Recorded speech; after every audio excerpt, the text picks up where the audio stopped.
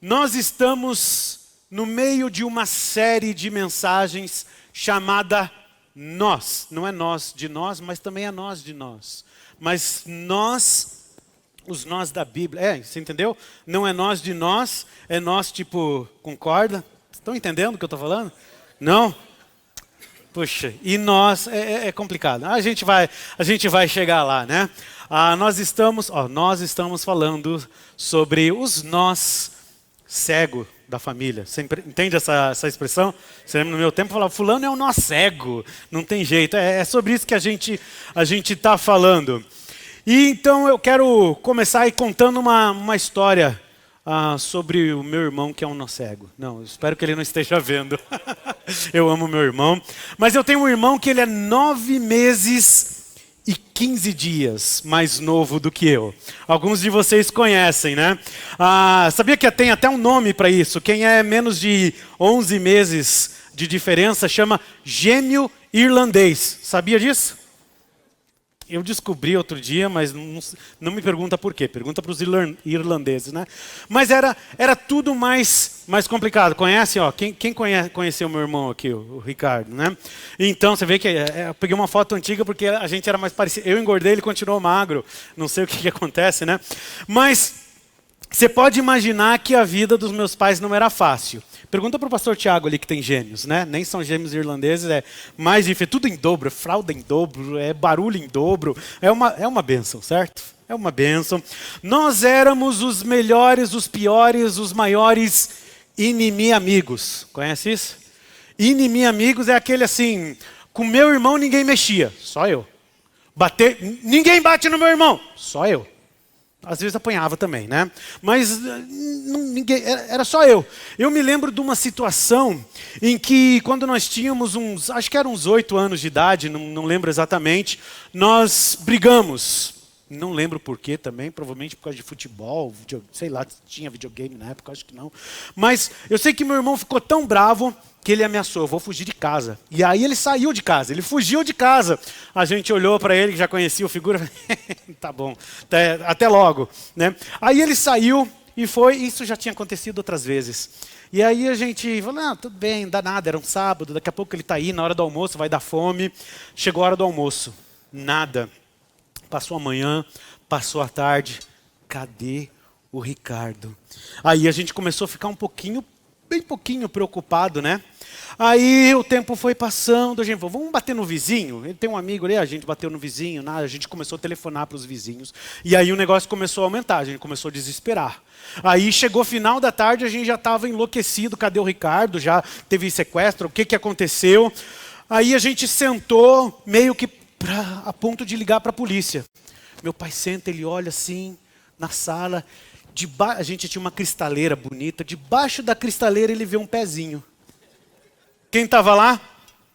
Meu irmão, dormindo. Depois ele falou que ele dormiu a tarde toda lá.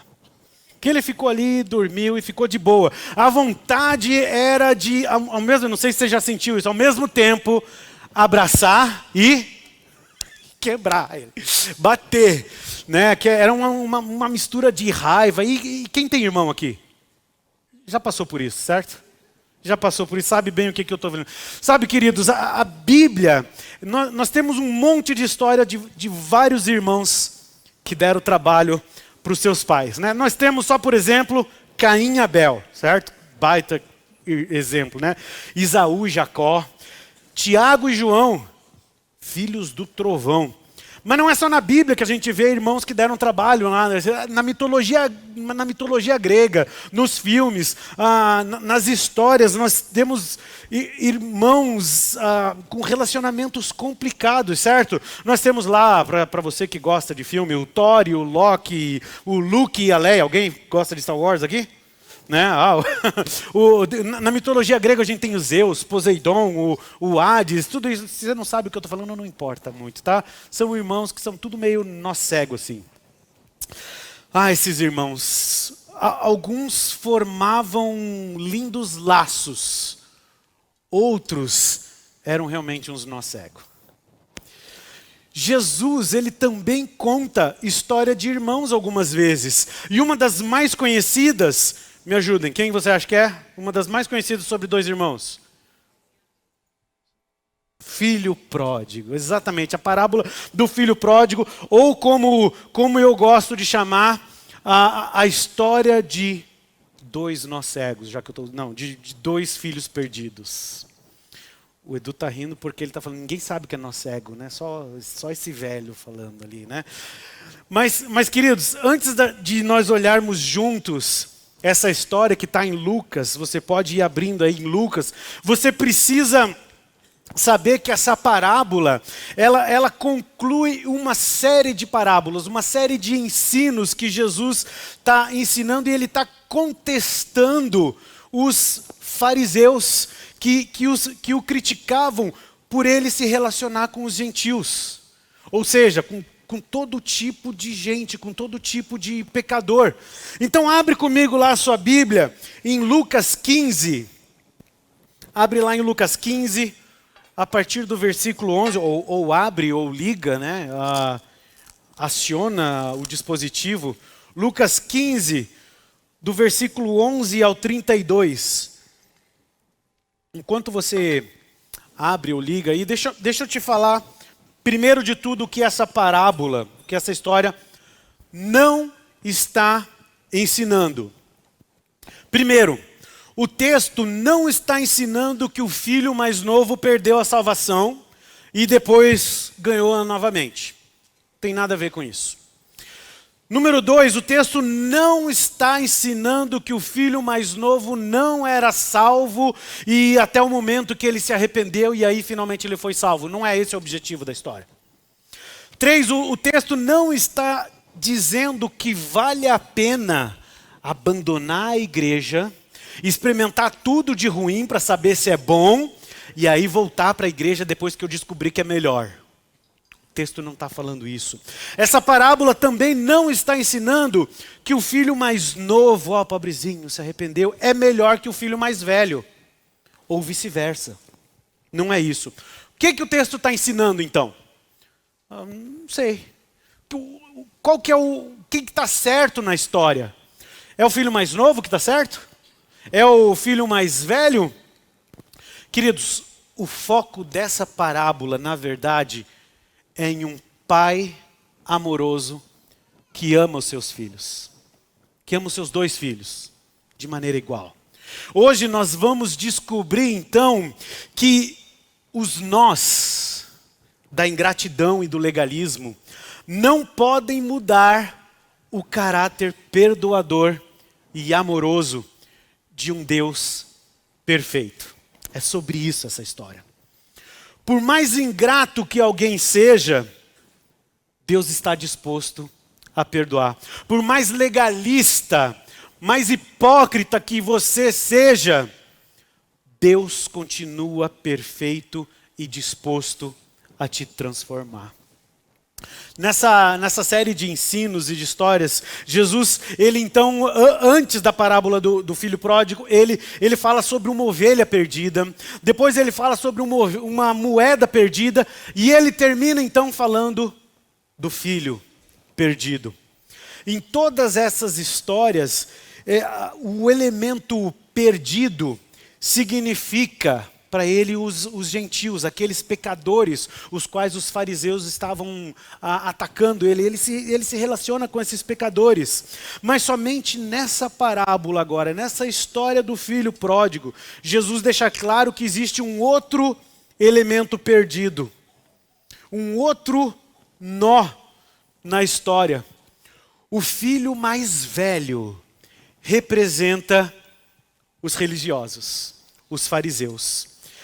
Então, ao lermos o texto, tenha isso em mente. O pai, enquanto você lê, lembra disso. O pai representa Deus. O filho mais velho representa os fariseus, os religiosos. O filho mais novo representa os gentios, que eram odiados, aliás, pelos fariseus e religiosos. Então vamos lá. Está pronto? Lucas 15. Versículo 11, em primeiro lugar, a parábola ensina, lembra disso, que o pecado nos leva para mais longe do Pai. O pecado nos leva para mais longe do Pai. O texto, ele inicia mostrando duas coisas: a ingratidão daquele filho mais novo e a indiferença do filho mais velho. E ao ler os primeiros versículos, fique de olho nos três personagens: o pai, o filho mais novo e o filho mais velho.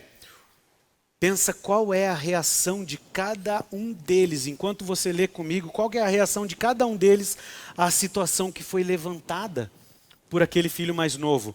Vamos lá, versículo 11 e 12 de Lucas 15. Versículo 11 diz assim: Jesus continuou: um homem tinha 2 filhos. O mais novo disse ao seu pai: Pai, eu quero minha parte da herança. Assim ele repartiu sua propriedade entre eles. E aí então você me faz uma pergunta, certo? A pergunta é: como funcionava o sistema de herança? Você está curioso para saber isso, né? Não? Eu tenho certeza que você está. Obrigado por perguntar. O filho mais jovem, ao filho mais jovem, na verdade, cabia 1/3 da propriedade. Ao filho mais velho, 2/3. Era assim que funcionava. Na maioria dos casos, isso a gente vê lá em Deuteronômio 21, tá tudo explicadinho lá. Na maioria dos casos, os herdeiros, eles recebiam, igual hoje, né, a sua herança com a morte do pai. Mas podia ser diferente.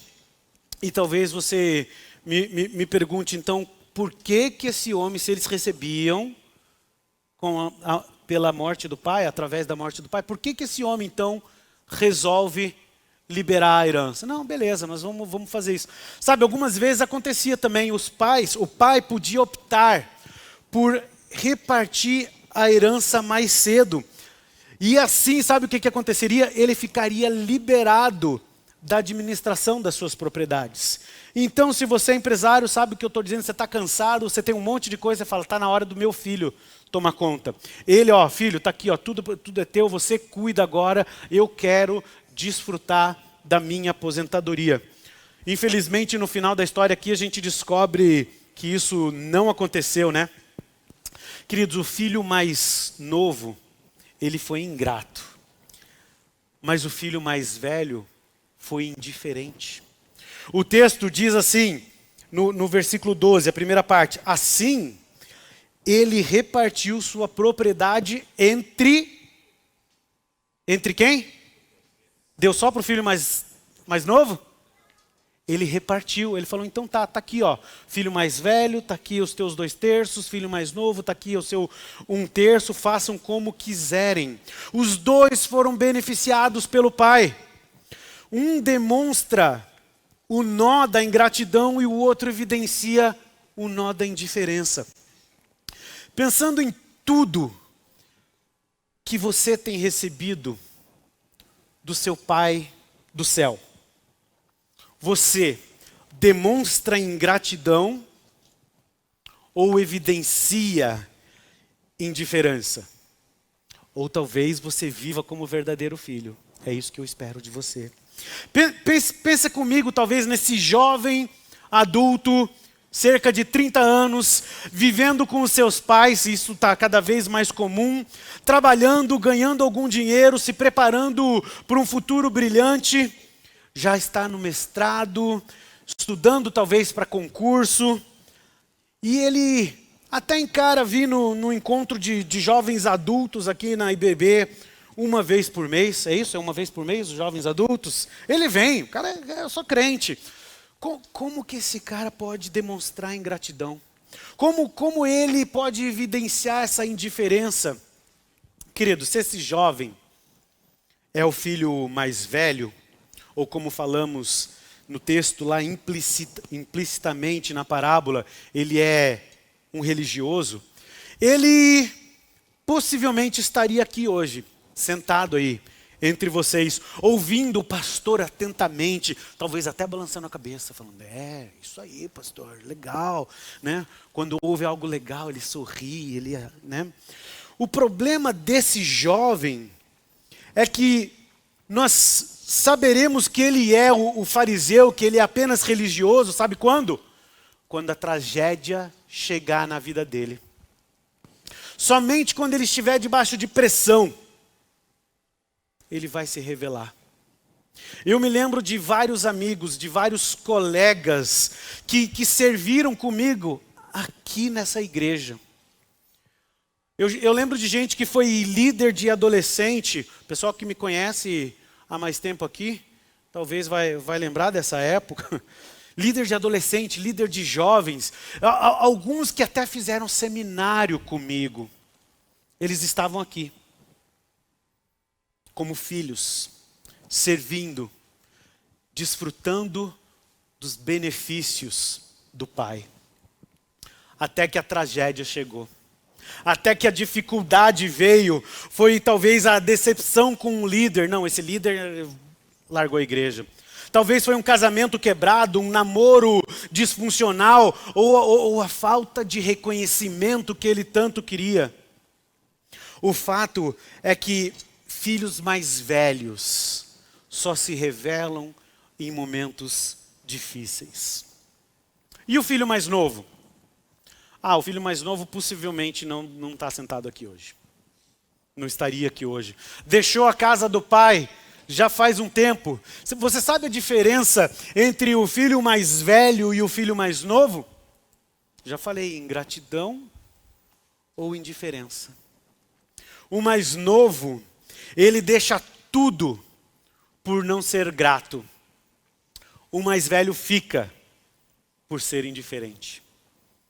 O mais novo, ele vai embora porque é ingrato. O mais velho fica porque é indiferente.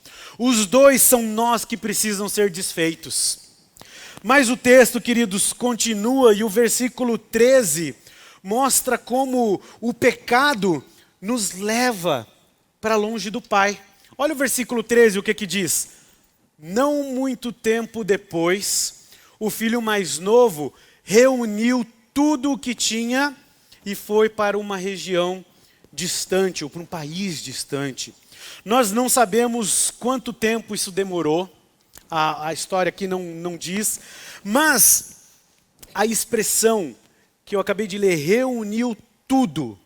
Sabe o que ela significa na língua original e num contexto comercial? Ela significa o converteu em dinheiro. Então, possivelmente, ele pegou tudo que ele tinha, vendeu para transformar em dinheiro. E aí ele sai com o bolso cheio. Queridos, o pecado daquele rapaz o levou para tão longe do Pai que tudo o que ele pensava era em viver a sua própria vida da maneira que ele achasse melhor. A consequência lógica de ir para longe do Pai está descrita nos próximos versículos. Dá uma olhada comigo nos versos 14 e 16, até o 16, e você vai perceber que longe do Pai, ele perdeu tudo. Olha o que o 14 a 16 fala. Depois de ter gasto tudo, houve uma grande fome em toda aquela região e ele começou a passar necessidade. Por isso foi empregar-se com um dos cidadãos daquela região, que o mandou para o seu campo a fim de cuidar do quê? Porcos. Ele desejava encher o estômago com as vagens de alfarrobeira que os porcos comiam, mas ninguém lhe dava nada. Queridos, o que essa parábola está ensinando então? Primeiro nós vimos que o pecado nos leva para longe do Pai. Mas a segunda parte desse texto deixa claro uma outra verdade. Longe do Pai, nós perdemos tudo. Não perdemos um pouco. Longe do Pai, nós perdemos tudo. Nós notamos então no texto a perda material do filho mais novo. O filho mais novo teve uma perda material enorme. Lembra?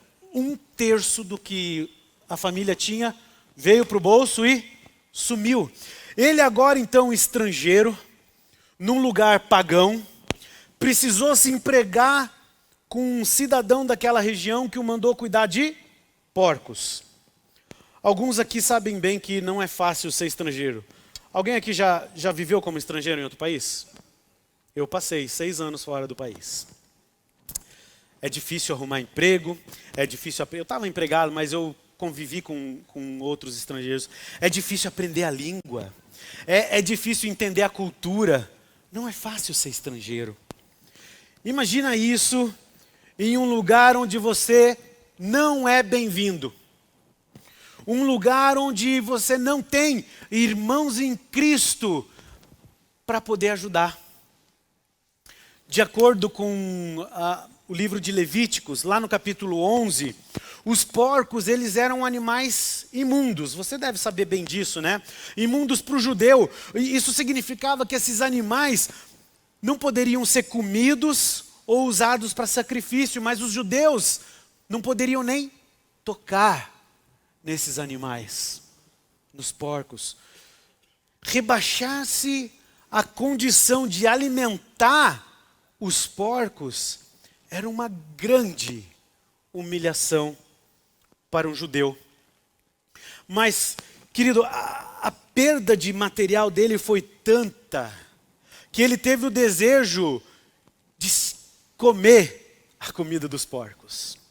A alfarroba que está lá, não confunde com alfajor não, tá? Alfajor é bom, são coisas bem diferentes. A alfarroba é um fruto em forma de vagem da alfarrobeira, que é uma árvore muito comum lá na Palestina, mas é uma vagem meio sem graça. Essas vagens, elas serviam de alimento aos animais e também para algumas pessoas que não tinham recursos. Elas também comiam em caso de extrema necessidade. Enquanto o filho mais novo passava fome de comida, o filho mais velho também passava necessidade. Sabia disso? Só que ele não estava perdendo bens materiais, ele estava vivendo lá, junto com o pai. Mas mesmo morando na casa do pai, ele perdia diariamente o relacionamento maravilhoso que ele podia ter com o pai. Se a perda do filho mais novo era material, por outro lado, o filho mais velho sofria perda de relacionamento. Você já perdeu um relacionamento? Ruim, né? O texto não deixa isso explícito, tá? Mas ao ver a reação do filho, no final lá do texto, nós podemos concluir que o relacionamento entre ele, aquele filho, e o pai, e não por causa do pai, não era como deveria ser. O relacionamento com o pai deveria ser uma relação amorosa, uma relação de gratidão, uma relação de cuidado. Mas o filho mais velho, como que ele poderia viver? Ele poderia viver esse tipo de relacionamento, mas ele não estava vivendo esse tipo de relacionamento. Ele deveria ter feito o que o filho mais novo fez depois de chegar no fundo do poço. Você conhece a história? O filho mais novo chega no fundo do poço e ele faz o quê? Se arrepende. Ambos os filhos deveriam entender que o arrependimento genuíno nos leva para perto do Pai. Não importa se você está longe ou se você está perto, você precisa se arrepender. E isso restaura o relacionamento. É isso que nós vemos no versículo 17, até a primeira parte lá do versículo 20.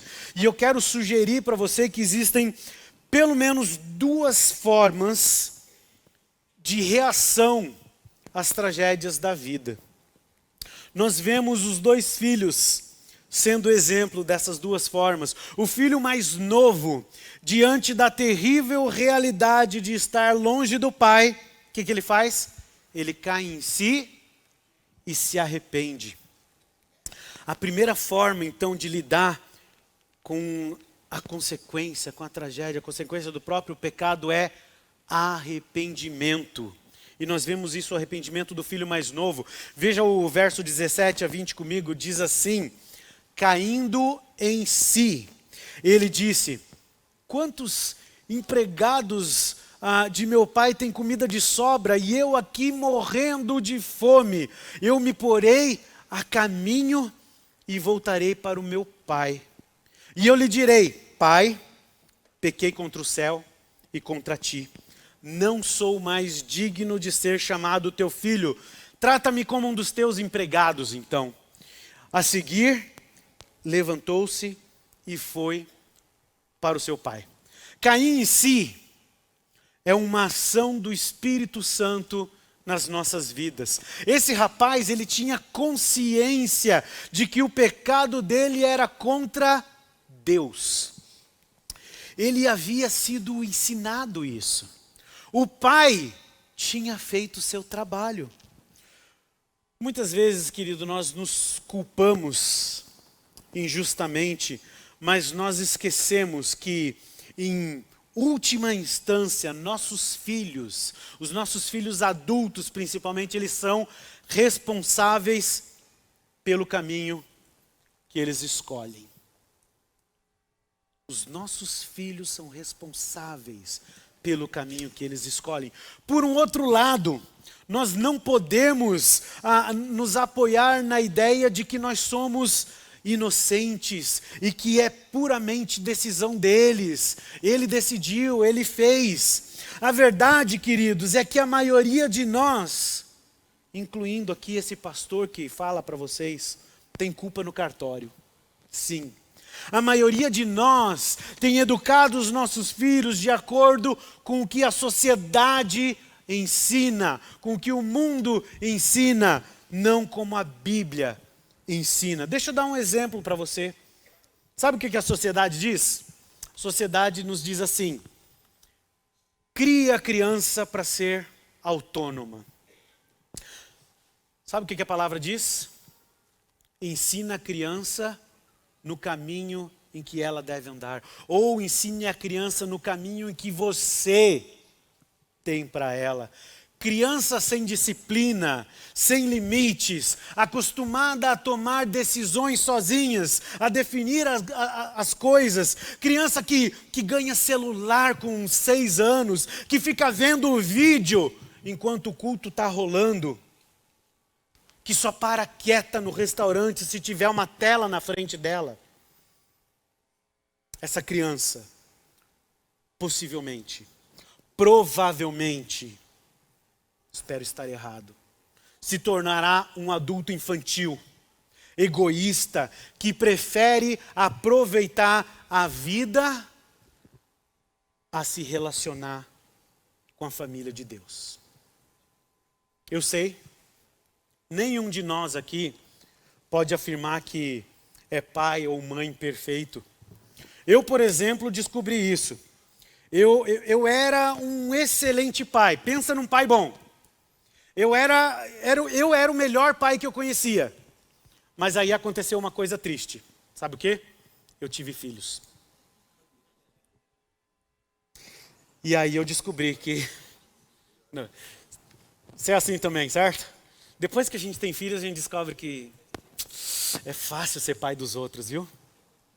Nós precisamos buscar como pai um equilíbrio entre disciplina e amor, limites com compaixão, ensino constante com misericórdia. Mas, como eu disse, quero sugerir 2 formas de reagir. A segunda forma, se a primeira é arrependimento, a segunda forma é a arrogância que a gente vê no filho mais velho.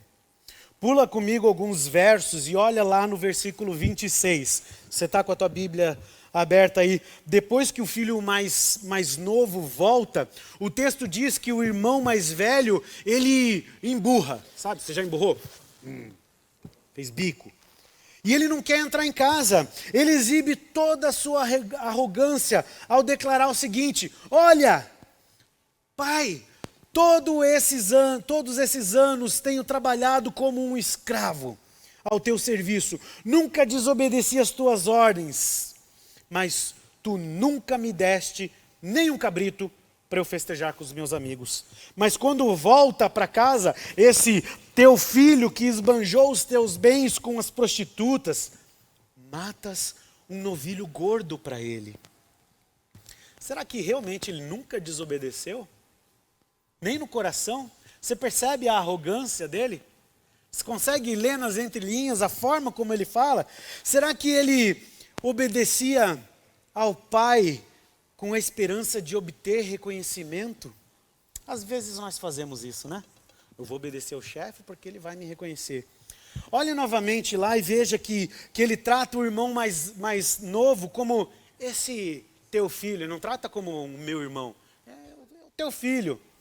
Será que isso revela algo?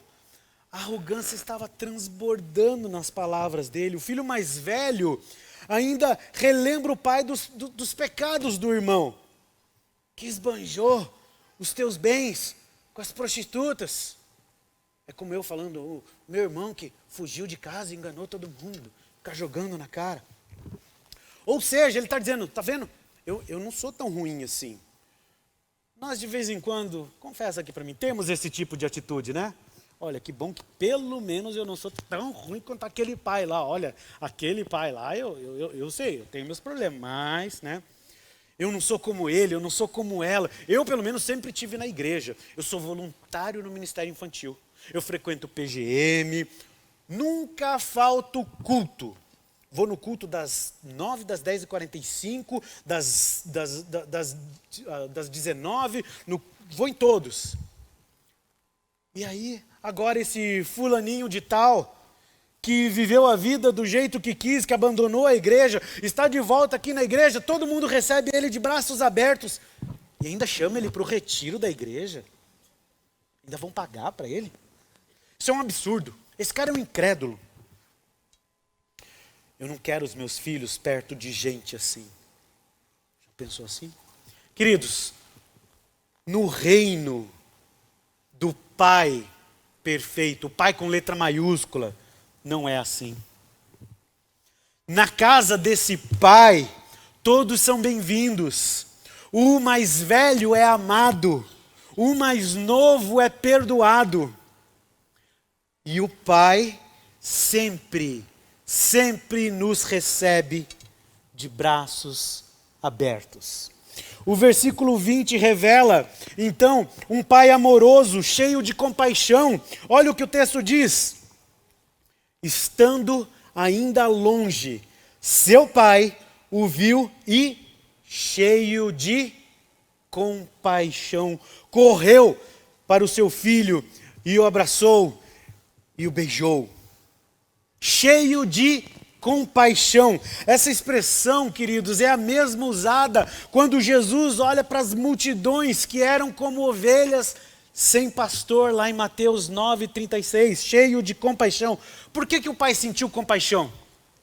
Por que a Bíblia não diz que o pai cheio de amor, ou cheio de alegria, ou algum outro sentimento? Porque compaixão tem a ver com um sentimento de simpatia com a tragédia do outro. Tem a ver com a necessidade do outro. É o sentimento de não julgar a circunstância, mas de sentir a dor e desejar saná-la. Você já sentiu compaixão? Esse pai, ele demonstra compaixão, mas ele demonstra também uma alegria tão grande que ele não permite nem que o filho mais novo termine o seu pedido de perdão. Percebe isso? Eu gosto de pensar no Joãozinho. Joãozinho é como eu gosto de chamar o filho mais novo, né? Ele vê o pai correndo e aí ele já pensa, o Joãozinho, ixi, agora o couro vai cantar nas minhas costas. Mas aí o pai chega perto, beija, abraça mais ainda, o Joãozinho tenta falar alguma coisa. Pai, pequei contra o céu e contra ti, não sou mais digno de ser chamado o quê? Teu filho. Mas antes dele terminar, o pai já grita, Alfred, chega aqui, ó, traz roupas para esse menino, as melhores que temos, traz um anel.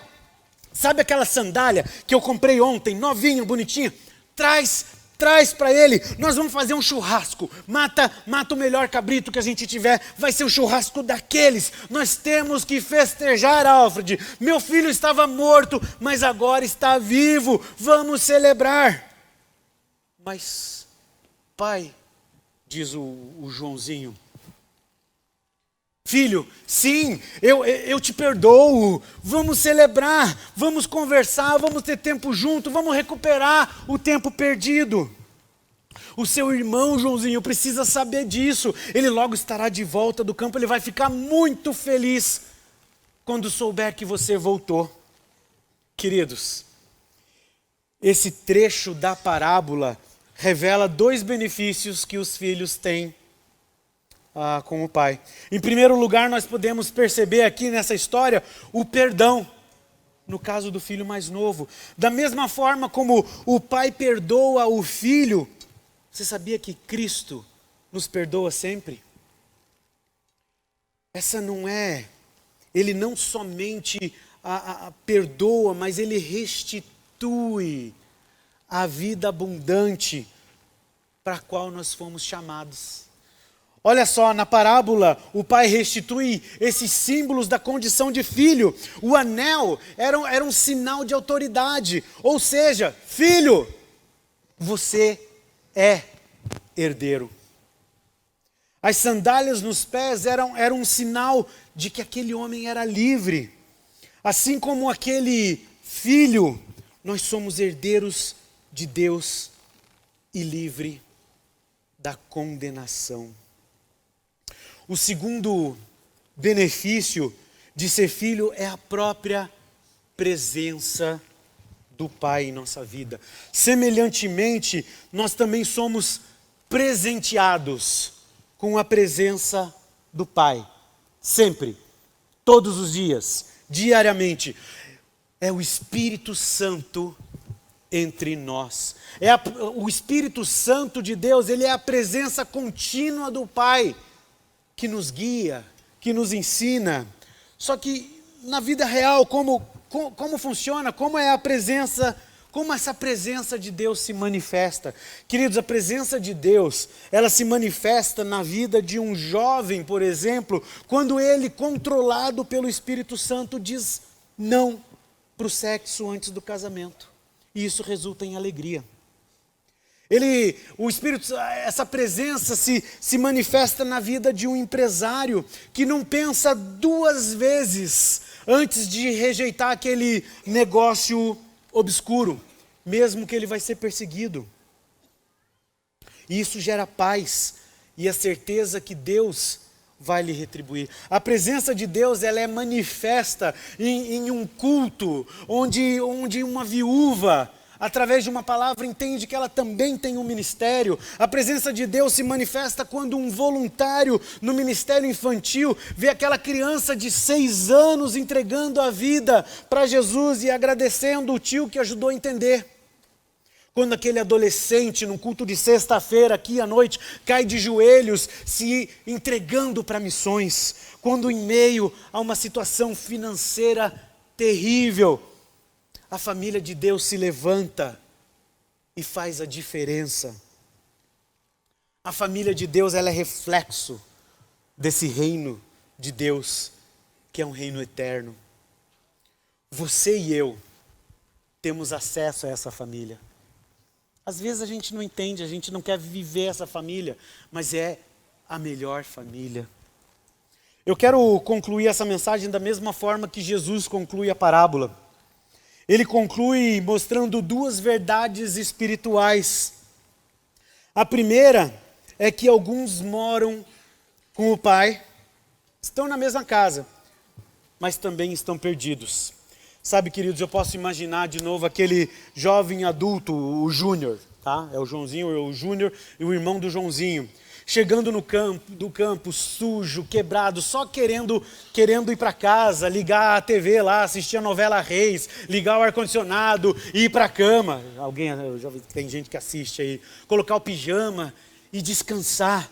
Mas ao chegar perto ele percebe aquela bagunça e ele olha as luzes, o que está acontecendo? Música alta, o que é esses carros chegando? Será que finalmente eu vou ser honrado aqui? Será que eles lembraram que hoje é meu aniversário de 28 anos, 4 meses e 5 dias? Como assim? Será que ele olha para aquele irmão e fala, o que está acontecendo aqui? Com misericórdia? Não. Ele chama um dos servos e fala, o que está acontecendo aqui? O servo diz, o seu irmão voltou, não é fantástico? Ele, não. Como assim? Ele levou todo o dinheiro do meu pai. Ele não tem mais direito, talvez ele, se ele quiser, pode ser um escravo. Ele vai devolver tudo? Onde está meu pai? Está ali. O Júnior então chama o pai e pergunta, o que está acontecendo? Meu filho, seu irmão voltou, venha festejar comigo. Não.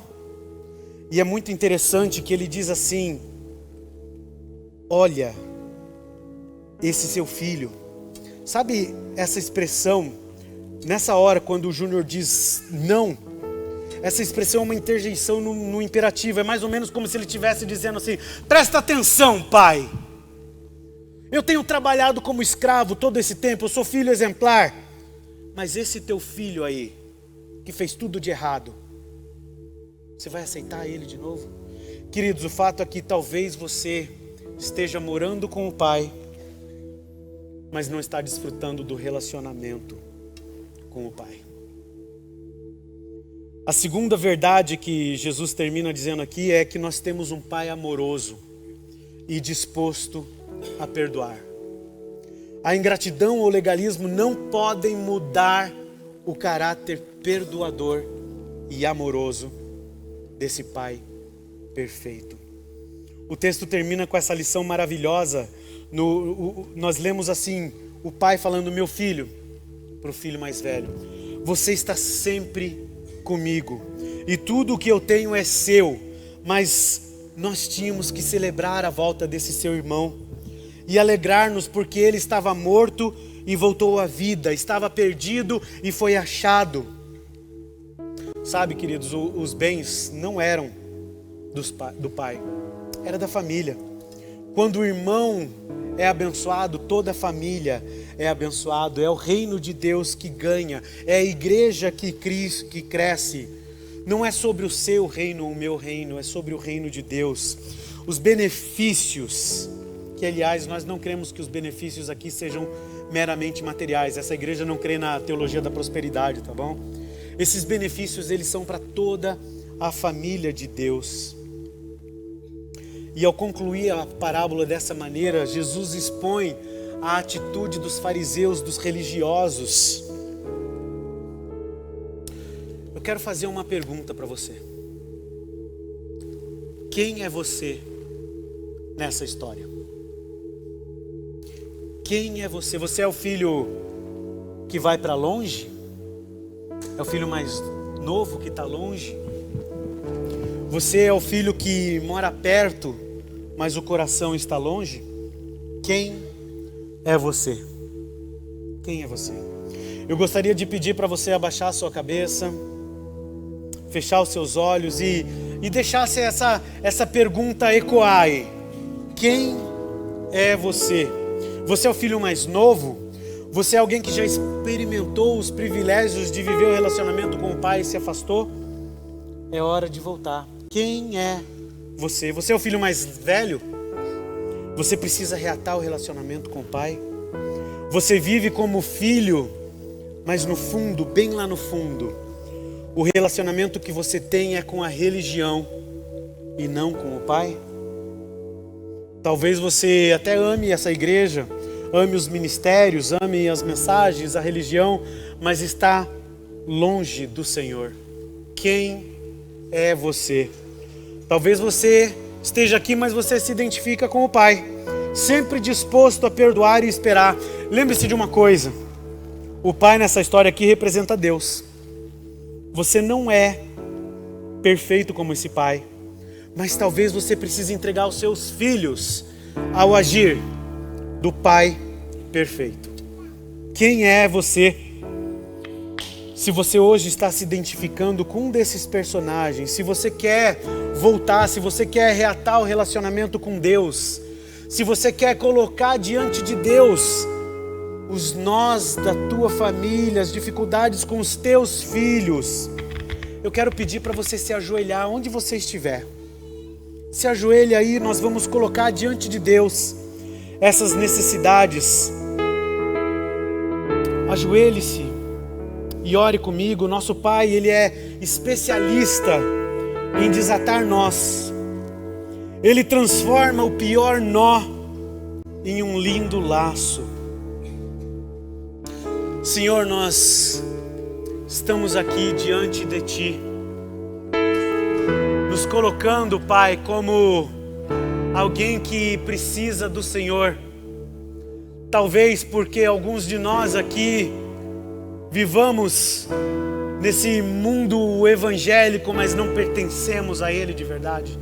Talvez porque alguns de nós aqui tenhamos nos afastado de Ti completamente. Outros talvez têm filhos que se afastaram e que não estão aqui hoje. Pai, nós queremos entregar esses filhos ao Teu agir, ao agir do Pai perfeito.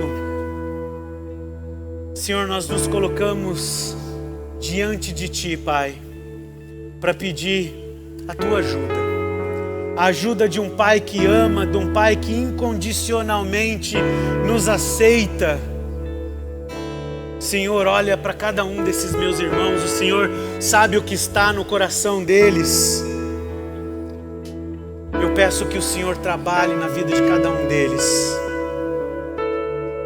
E que para a Tua glória, Pai, o Senhor restaure, transforme nós em laços, transforme filhos pródigos em filhos amados, transforme filhos ingratos, filhos indiferentes em filhos que vivem ao Teu lado. Nós pedimos isso em nome de Jesus.